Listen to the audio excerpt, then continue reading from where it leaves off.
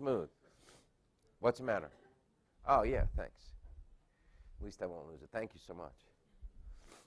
All right. Well, I told you to strap yourselves in.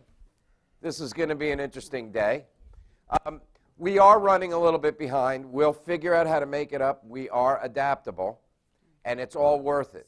So we had started last night to yesterday, now this morning, this whole conversation about pathways to success has been robust. So again, we've got an expert panel assembled, and they are, in fact, expert. Let me quickly introduce the panel to you guys, and then you now know the drill. Panelists, about 4 minutes each. Give us your key critical thoughts. What are the things we need to know about pathways to success as we go into planning? And then we'll enter a dialogue with you to allow you to expand a little bit. So assembled at the front of the room, of course, we have Judy Erwin. She's the Executive Director of the Illinois Board of Higher Ed. Judy, I had the privilege of meeting her last night. We had a few words, and obviously I think she's some great things to share with us. Dr. Elaine Johnson is the Vice President for Academic Affairs and Workforce Development at Illinois Community College Board. Thank you, Doctor, for being with us. Mario Guertin, MBA, CPA, BBA, and owner, Painting in Partnership, Inc. It's a private sector employer. Thank you for being with us, Mario. I love your vest. Dr. Joanne Bashford is the Associate Provost for Effectiveness at Miami-Dade College. And then we've got Dr. Tom Leonard, Superintendent of Unit District 220. I got the chance to meet Tom, I think, during engagement week, and always a provocative, thoughtful comment or two we can expect from him. So again, guys, maybe 4 minutes or so. Give us your top 2, 3 things, thoughts that we need to build on as we get into our planning processes. And Judy, we'll start with you. Thanks very much, and thank you for inviting me. I was going to say I'd bring greetings from Springfield, but I'm afraid you may have heavy objects, so I'm not going to say that. I'm really delighted to be here. Harper and your companion community colleges in this region of the state are really at the core of the future of the state of Illinois right now. The only growth in population in our state is in the metropolitan area and is all students of color. So as Jim said, if we don't do a good job with this, we're sunk. So what are we doing? Having listened to both Tony yesterday and Jim, here's the good news. We are actually trying to scale up a number of the things in terms, if we just went through everything Jim said, the good news is that because of the efforts of employers in this state, particularly the Illinois Business Roundtable members, Manufacturers Association, and others, all of the stakeholders that are here, we actually are working on scaling up these efforts. Okay, what are some really key things? Number one, we can't define success if we don't have the data. Illinois has not had a longitudinal student data system. We didn't connect P16 with post-secondary. How do you know? We're doing that, and we are developing that now, and it also includes private colleges and universities, which is really important. Illinois has a very big private footprint in this state. So we will be able to make the connection. Sooner than that is probably going to be useful. We are, I don't know how long we've been working on this, but seems like forever, a high school feedback report. What do high schools, teachers, parents, communities know about what happens to their students when they leave? Do most of the high schools in this state know that, probably some rare exceptions, obviously, in this room, but with a lot of high schools, the majority, and upwards to 80-some%, are in remedial education, the traditional student. Do those high school teachers and parents know that?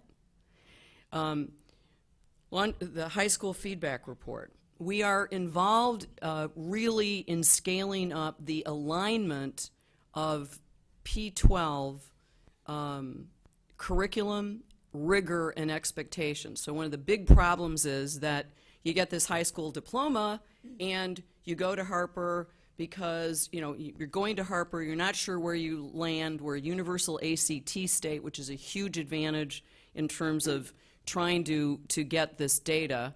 And you find out by taking something called a compass exam, probably, you use, that you're in remedial math and remedial English and you had no idea.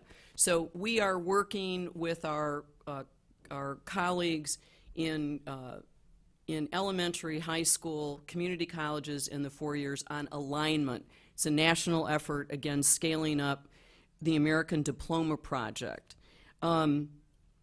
Yesterday, we were involved in a launch of a new effort nationally called Complete College America. Illinois is one of the charter states, and the whole focus is on exactly what we've been discussing here.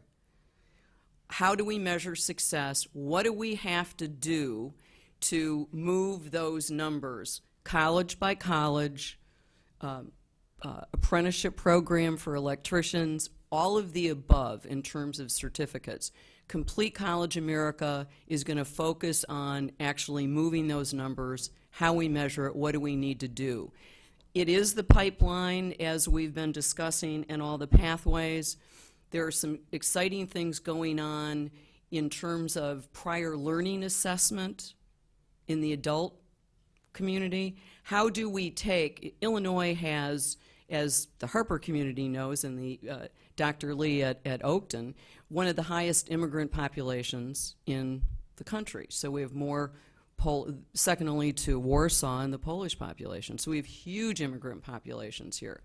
If we had prior learning assessments and we could measure effectively what they know and learned in Poland or in Romania or Russia, wherever, and get credit for that, we could move huge numbers. And so that's something in terms of moving the adult population we need to do too.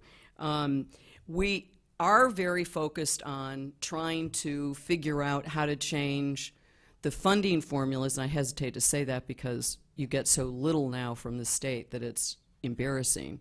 But we do need